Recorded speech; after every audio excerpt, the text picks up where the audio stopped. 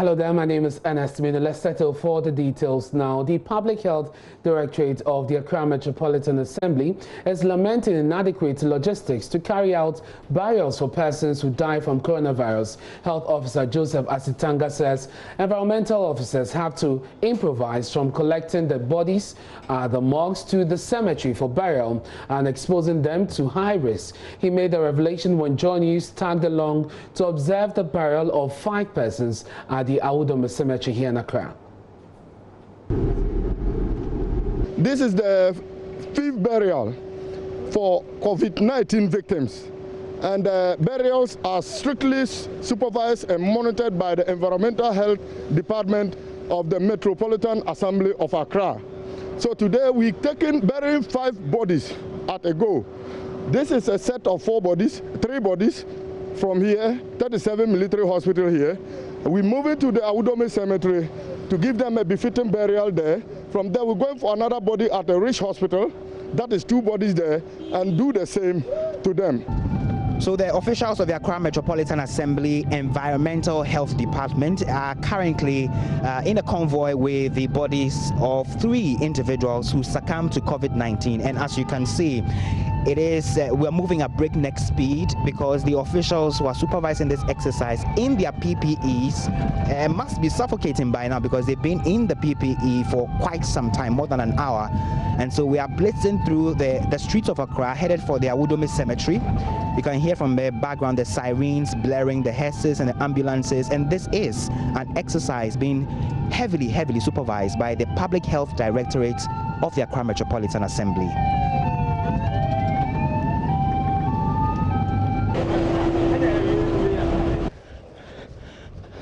Inside the Awudome Cemetery proper, the dugouts have been created. As you can see from behind me, 2 coffins which has the individuals who have succumbed to the virus. That is where they're going to be, interred. And this is, again, I have to stress, a very supervised process by environmental workers. So what you see there right now are the environmental officials removing a 3rd coffin from the hearse to add to the 2 that are already here, so that burial process will be quickly conducted. Again, this is heavily supervised by environmental workers. This is certainly not an easy job, if you ask me, because if you have been in a PPE like I am before, you would appreciate that wearing this and staying in it for more than 30 minutes can be a chore. And these people have been wearing this for more than 2 hours, just ensuring that these bodies are properly disposed of. I will attempt to get a quick word from Mr. Asitanga just before they finish this particular phase of the exercise. Mr. Asitanga, yes. We see this is not an easy exercise at all. Yeah, it's terrible. It's a challenge. And that is a call to duty by the Environmental Health Department of Accra Metro Assembly, Metro Public Health. This is not only today. We started this from the last 7th day up to today, and we are still on it. Lot is there. We persistently carry this exercise every week, and today we're burying 5 at a go. We're going to bury more. Saturday we have another burial, and it's going to continue and continue. We only want to alert the public. The COVID is there. The COVID is real, and therefore protect yourself.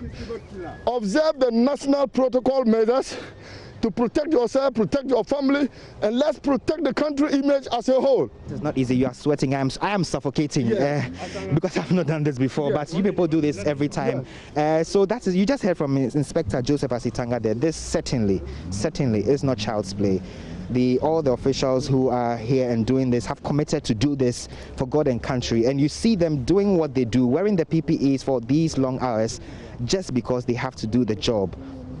And that is what we are seeing here, witnessing at first hand the burial process of persons who are inflicted. So there you see lay 3 caskets, 3 coffins of 3 individuals, breadwinners possibly, husbands, fathers, brothers, uncles, just lay there in those coffins. having been struck by this particular virus. Let's go.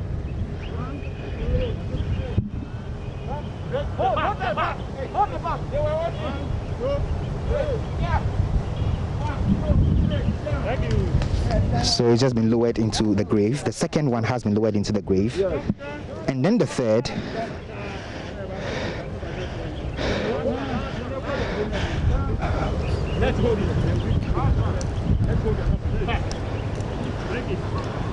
So a team of 11 plus the inspector Asitanga himself 12, supervising this particular process every step of the way.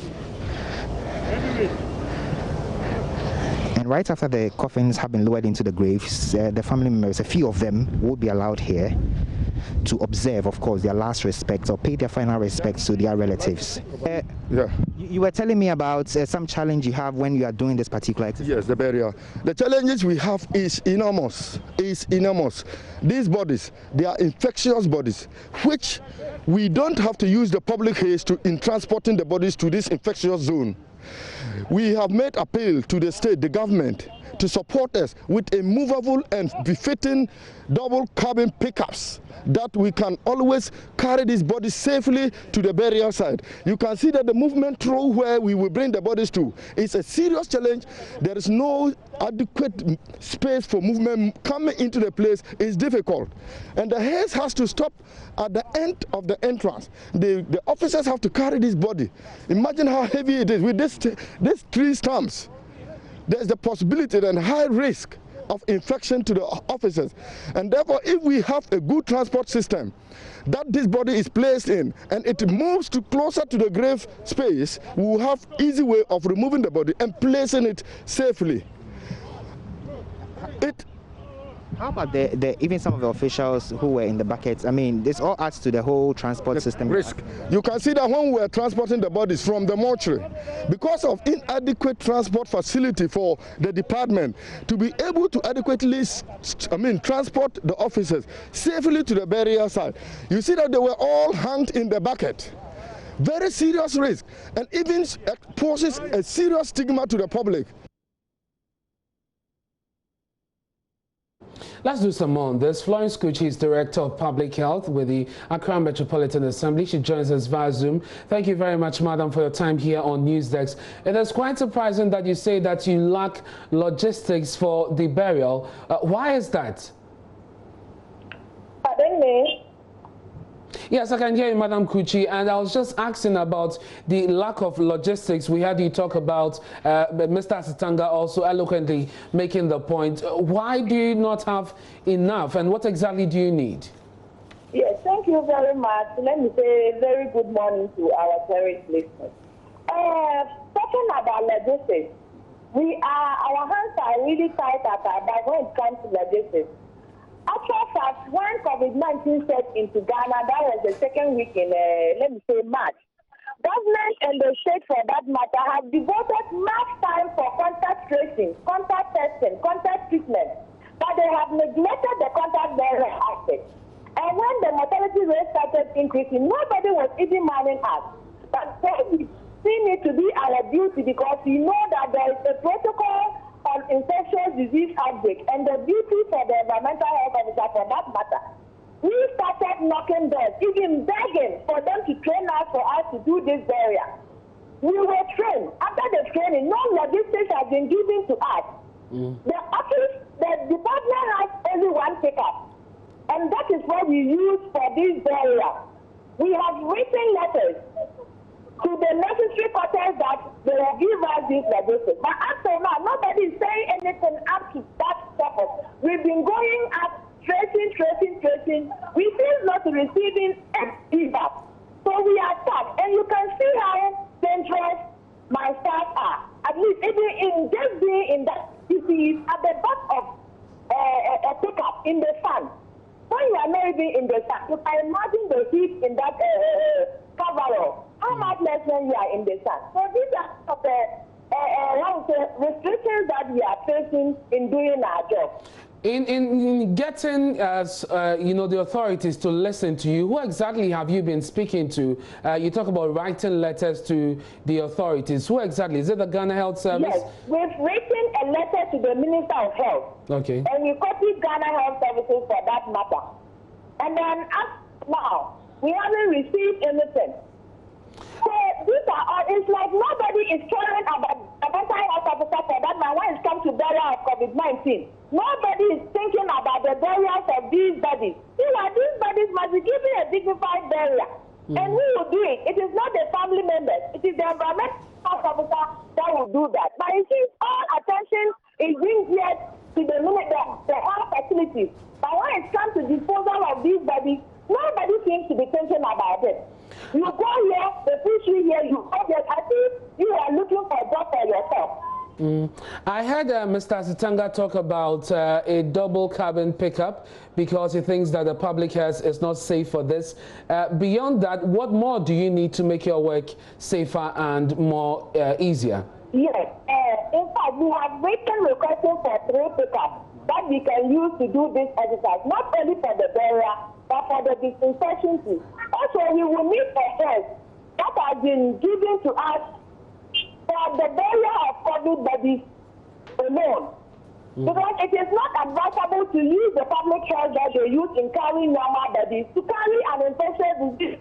Yes, when we are done, we disinfect the car. But along the line, anything can happen.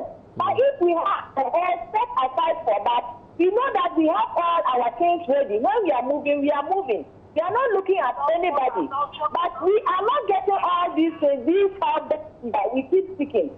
Sometimes we get to the mortuary, asking the family members to even get us ahead. When they arrange and the private health people agree, but as soon as they get a hint that they are going to carry a COVID body, they all withdraw. Sometimes we have to even beg to negotiate with these private health people before they carry the body from the mortuary to the cemetery for us to get buried. Secondly, the access leading from the cemetery to where the burial is very far and it's not accessible. And they don't always want to go closer to where the graves are. So officers have to carry bodies from far and walk for about more than 600 meters before they get to where the burial ground is. And all these things are so precious. You know, nobody seems to be thinking about us. And I want to know, do you have enough PPEs for now? Pardon? Do you have enough PPEs, personal protective equipment? Enough PPEs, no. The little that was given to us, that is what we are using. And then we are still asking.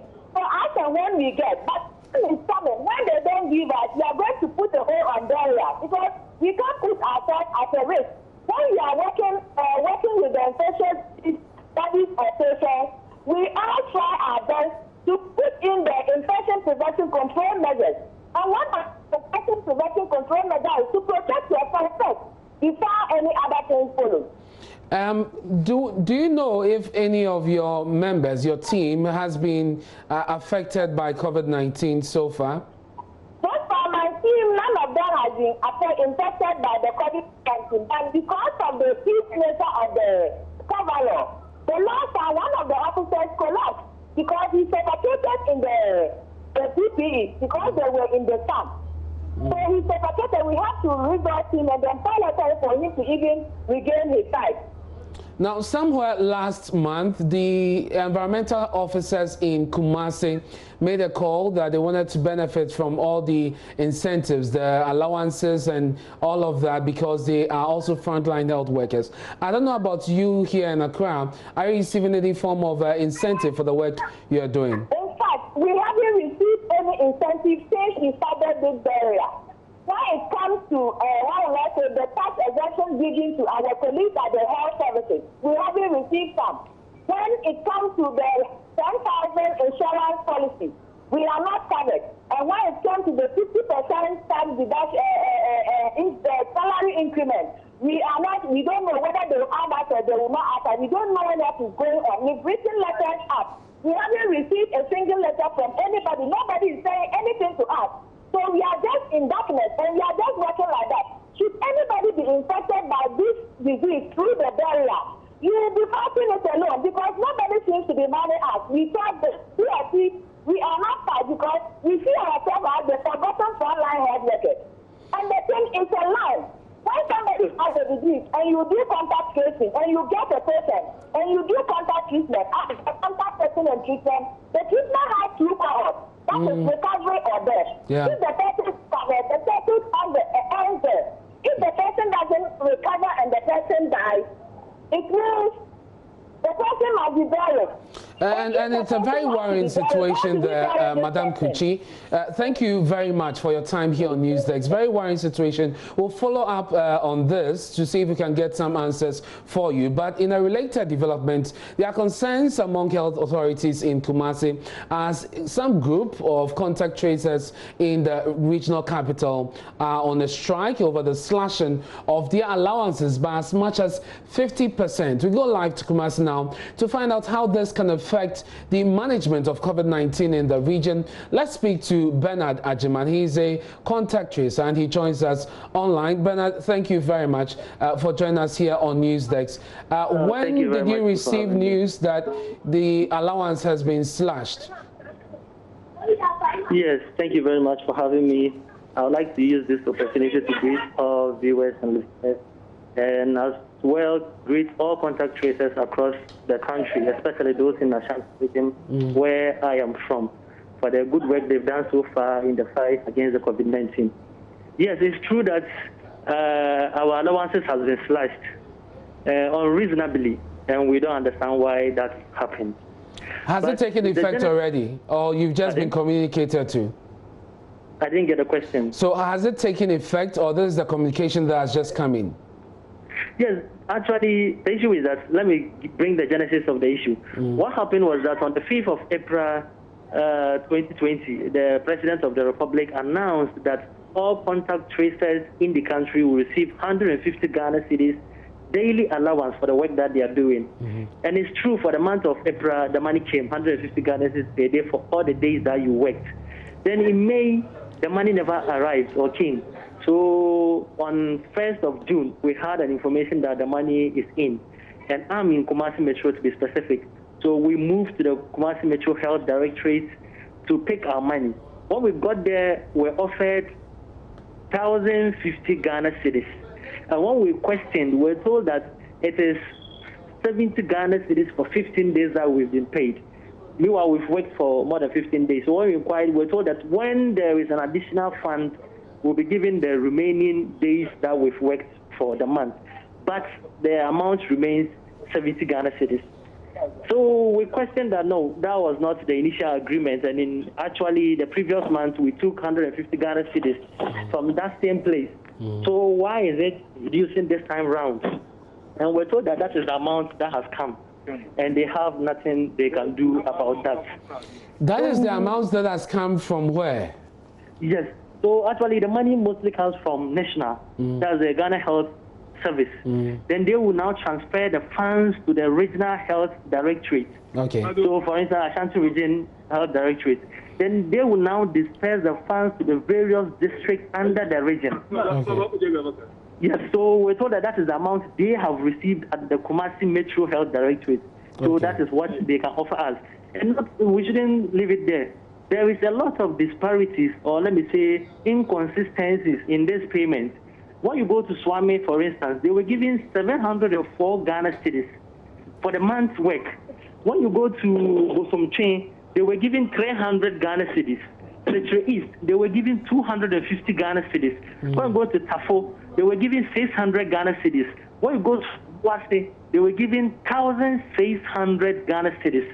So there are some disparities, like inconsistencies in the payment. The previous month wasn't like that. So because of that, on the 4th of this month, we released an article, or let me say a letter that we addressed to the President, and named it an open letter to the President of the Republic, seeking for a clarification on why this is happening, since all the inquiries we made in the region proved futile. When you ask and ask, temper starts rising. So we wrote seeking that the President could come out to say something, or if not, maybe one of his ministers at the ministerial press briefing, the daily, to come and at least tell us what is happening. Is it that the government has released the money and someone is sitting on it? Or is it that the government have changed its mind on the 150 Ghana cedis daily allowance? Until date, we've not heard anything. So, Bernard, just for clarity, the 50% slashing is just limited to the Kumasi area, to the Kumasi Health Directorate, those within the area? It is for the whole region, but it is inconsistent. It's not like there is an overall slash or maybe a figure that has been reduced throughout the region. But just that every district has the amount that he is paying to the contact tracers. Okay, so help me understand this. You told me that you are receiving 150 cedis monthly. Yes, and it's been daily. Yes. And now it's been slashed to 70 per the last one you received. Yes. But you're also saying that elsewhere they are receiving 350, 700. Yes, how is that? As low as 250 Ghana cedis. So what do they get for the Swami? Just hold on, Ajuman. Okay. For the Swami area that you mentioned, for instance, is the figure I think you mentioned 350? Swami is 704 Ghana cedis. 704. Is this what they get on a daily basis? On the table? Yes. Is this what they get every day? No, that is what they've been giving for the month's work, for May work. Okay, for the month. Yes. Okay. Yes, please. Okay. And that doesn't represent what they should be getting at the month if you do the... Exactly. We are supposed to get close to 4,000. If we worked for the entire days of the month, we're supposed to get 4,200. But there are some days that we didn't work, I think about 3 days. So those days will be taken out and we'll be getting like 3,800 thereabouts. Okay, so you are on strike now. When did the strike action start? Yes, this strike action actually started when we released our first message or letter. Okay. But I think a lot of media houses didn't see that aspect of it. We were saying by then that we are waiting until we hear from the president. Definitely. And so what will bring you back to contact tracing?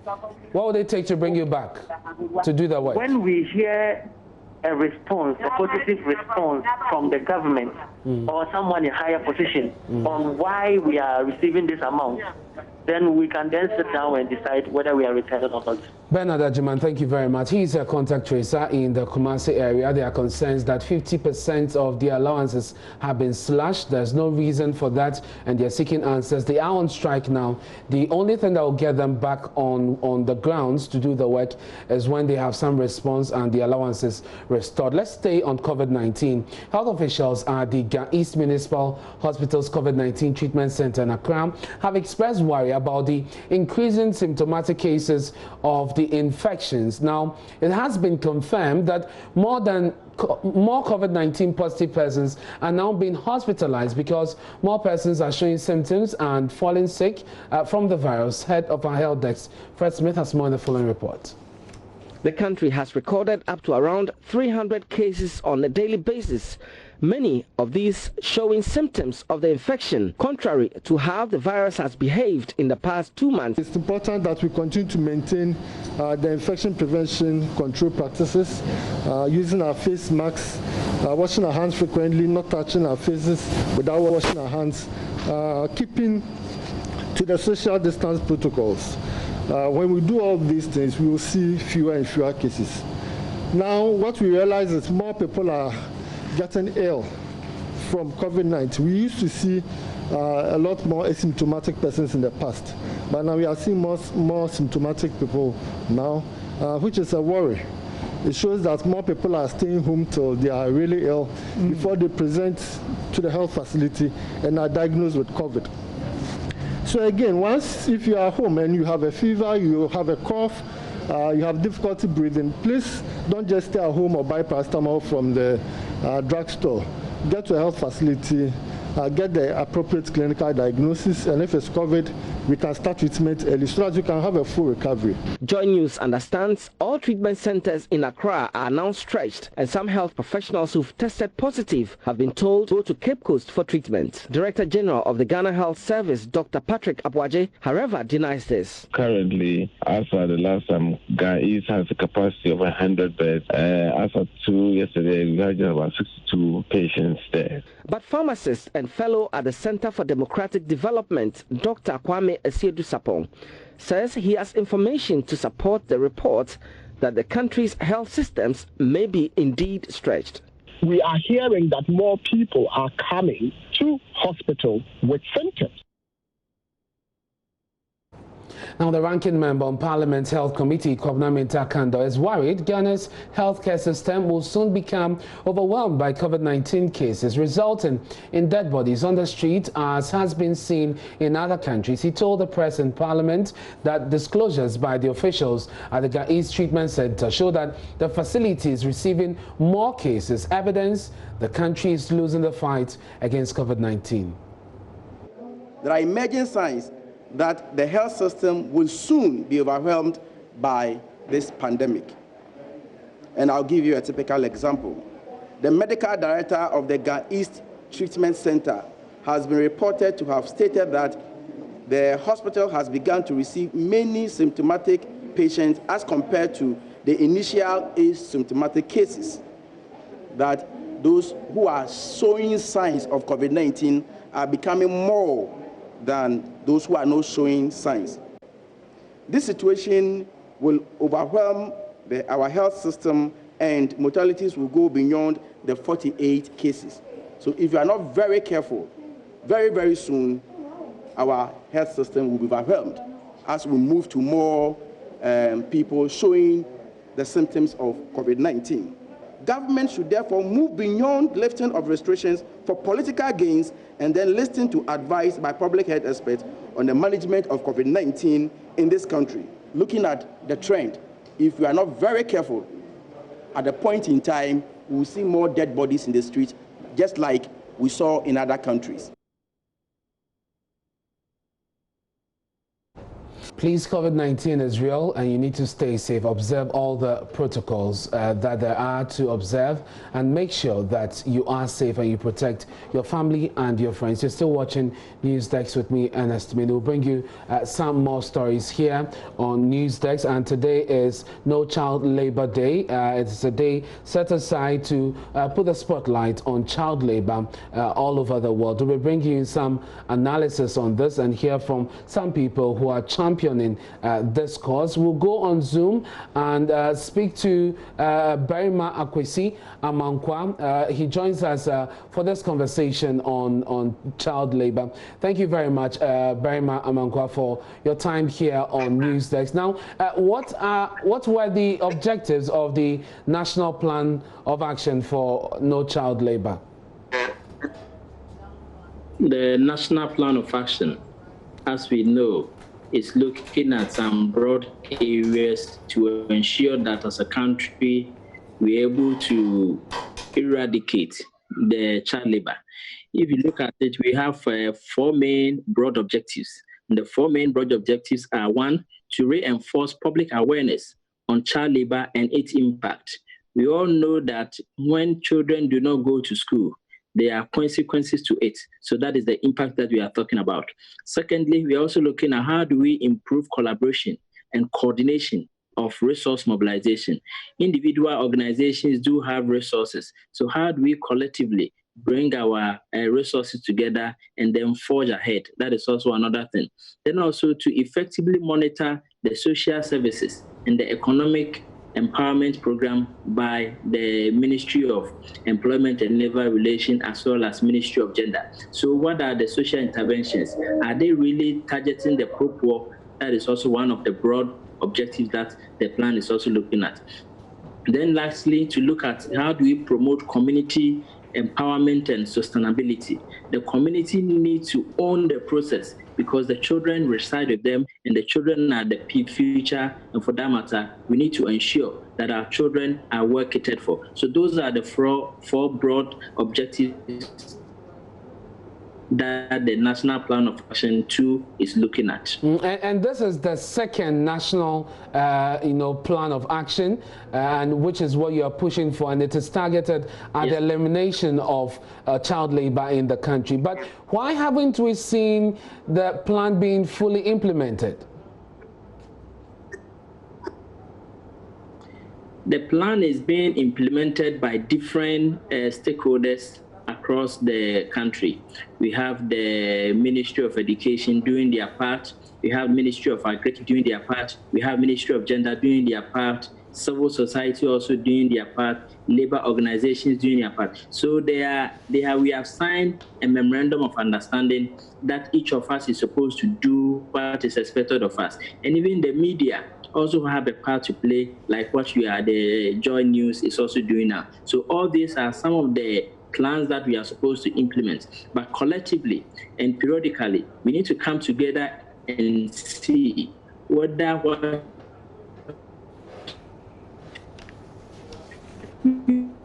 we are doing is really making headway. That is what we need to.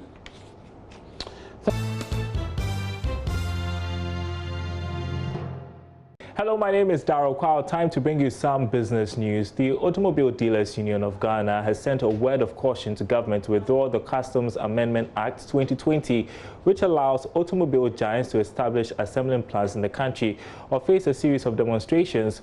Addressing a press conference, the General Secretary of the union, Clifford Anso, stated that government is not only losing revenue but also going to cause job losses. There's more in this report by Fred Duho. According to the Automobile Dealers Union Ghana, their persistent push for certain clauses in the Customs Amendment Act 2020 to be withdrawn has yielded no fruits.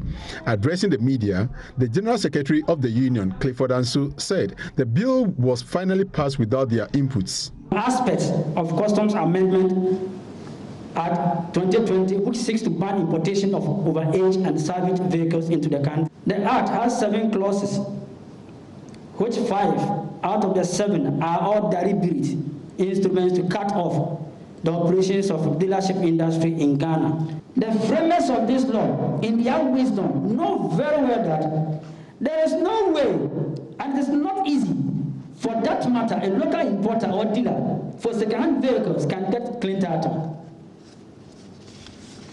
The intention is just to deprive you from your businesses and give advantage to others. We are therefore asking government to repeal or withdraw this law within 2 weeks before we hit the streets, despite the COVID-19 pandemic. The union, in their position, believes the state will lose in excess of over 800 million Ghana cedis in the next 3 years through the tax holidays granted the manufacturers. ADAC have realized that Clause 1 of the Act, which seeks to give tax holiday or rebate to the registered assemblies or manufacturers under the Ghana Automotive Development Program on fully built unit vehicles, should be extended to all. Section 55 of Act 891, what this means is that if a manufacturer or assembler imports Toyota Land Cruiser V8, for example, into the country under the program, this act or law grants the duty payable on it as free. But if a local dealer imports the same vehicle, you need to pay plus 35% on the duty payable, which is incredible. It may interest you to know that this policy is estimated to cost 802,251,785 Ghana cedis in custom duties and taxes for the first 3 years alone. The question we ask here is that who actually is the beneficiary? Does it make economically sound at all? Effective September this year, the Customs Amendment Bill will see the importation of car parts for assembly in the country. Toyota, Renault, VW are among other companies that have shown readiness to operate when COVID-19 pandemic normalizes. Fred Duho reporting for Joy Business. Now, the president of the Ghana Chamber of Commerce and Industry, Nana Dr. P.J. Dankwaso I, is warning COVID-19 could badly affect the already low savings habit of the public. According to him, the pandemic has seen many withdrawals from financial institutions, whilst others suggest no saving. Dr. P.J. Dankwaso I says this calls for a quick policy response. The savings culture among Ghanaians is low, with 2019 figures from the Ministry of Finance showing that 48% of adult population in Ghana are financially excluded. President of Ghana Chamber of Commerce and Industry, Dr. Nana P.J. Dankwaso I, is worried matters could be worse in the wake of COVID-19 as job losses continue to spike. The habit of savings has been seriously affected. Those who have investments are also disinvesting. There are concerns this development could impact banks, loan repayment and credit financing. This pandemic has affected every part of our economy, and we need to take pragmatic decisions, very efficient and effective decisions, and radical decisions to make things run better. But even as the Chamber raises concerns over a low savings culture, latest stress tests conducted by the Bank of Ghana in April 2020 suggest that banks are resilient and well-positioned to withstand mild to moderate liquidity and credit shocks in these COVID-19 times. And that's all in business. The news continues after this break.